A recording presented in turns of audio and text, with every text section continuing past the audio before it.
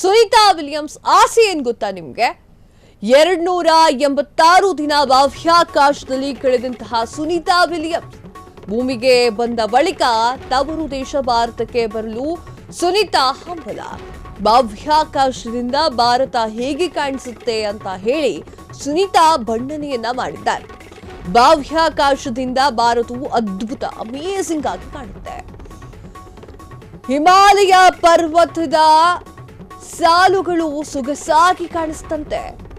ತವರು ದೇಶವನ್ನ ಹಾಡಿ ಹೊಗಳಿದ್ದಂತಹ ಸುನೀತಾ ವಿಲಿಯಮ್ಸ್ ಅಪ್ಪನ ತವರು ಭಾರತಕ್ಕೆ ನಾನು ಭೇಟಿಯನ್ನ ನೀಡುತ್ತೇನೆ, ಅಲ್ಲಿನ ಜನರೊಂದಿಗೆ ಬಾಹ್ಯಾಕಾಶದ ಅನುಭವವನ್ನ ಹಂಚಿಕೊಳ್ತೇನೆ, ಇಸ್ರೋಗೆ ಭೇಟಿ ನೀಡುವುದಾಗಿ ಹೇಳಿರುವಂತಹ ಸುನೀತಾ ವಿಲಿಯಮ್ಸ್.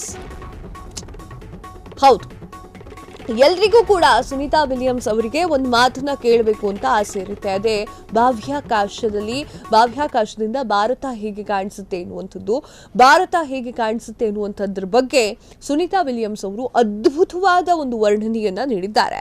ಇತ್ತೀಚೆಗೆ ಬಾಹ್ಯಾಕಾಶದಿಂದ ಭೂಮಿಗೆ ಹಿಂತಿರುಗಿರುವಂತಹ ಸುನೀತಾ ವಿಲಿಯಮ್ಸ್ ಬಾಹ್ಯಾಕಾಶದ ಕ್ಷೇತ್ರದಲ್ಲಿ ದೊಡ್ಡ ಸಾಧನೆಯೊಂದು ಜಗತ್ತಿಗೆ ಮಾಡಿದ್ದಾರೆ.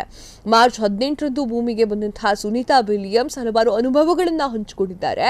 ಅದರಲ್ಲಿ ಬಾಹ್ಯಾಕಾಶದಿಂದ ಭಾರತ ಹೆಂಗೆ ಕಾಣುತ್ತೆ ಎನ್ನುವಂತಹ ಪ್ರಶ್ನೆಗೆ ಸುನೀತಾ ವಿಲಿಯಮ್ಸ್ ಚೆನ್ನಾಗಿ ಉತ್ತರವನ್ನ ಕೊಟ್ಟಿದ್ದಾರೆ.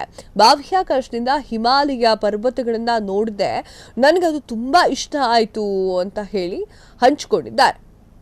ಭಾರತದ ಮೊದಲ ಅಮೆರಿಕನ್ ಗಗನಯಾತ್ರಿ ಸುನೀತಾ ವಿಲಿಯಮ್ಸ್ ಅವರು ಮತ್ತು ಬುಚ್ ಕೂಡ ಇದ್ರು. ಬಾಹ್ಯಾಕಾಶದಿಂದ ಹಿಂತಿರುಗಿದ ನಂತರ ಮೊದಲ ಬಾರಿಗೆ ಇವರು ಪತ್ರಿಕಾಗೋಷ್ಠಿಯನ್ನು ನಡೆಸಿದ್ರು. ಆ ಒಂದು ಸುಸಂದರ್ಭದಲ್ಲಿ ಭಾರತದ ಬಗ್ಗೆ ಹಾಡಿ ಹೋಗಲಿದ್ದಾರೆ.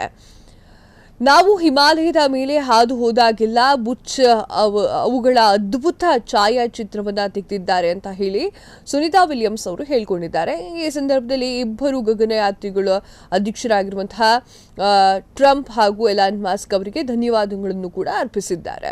ಹಗಲಿನಲ್ಲಿ ಹಿಮಾಲಯವನ್ನ ನೋಡೋದೇ ಒಂದು ದೊಡ್ಡ ಅದ್ಭುತ.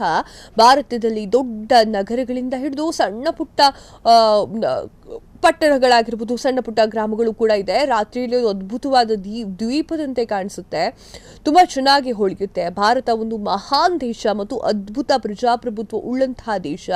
ಇದು ಬಾಹ್ಯಾಕಾಶದಲ್ಲಿ ತಮ್ಮ ಸ್ಥಾನವನ್ನ ಪಡೆಯಲು ಪ್ರಯತ್ನಿಸ್ತಾ ಇದೆ.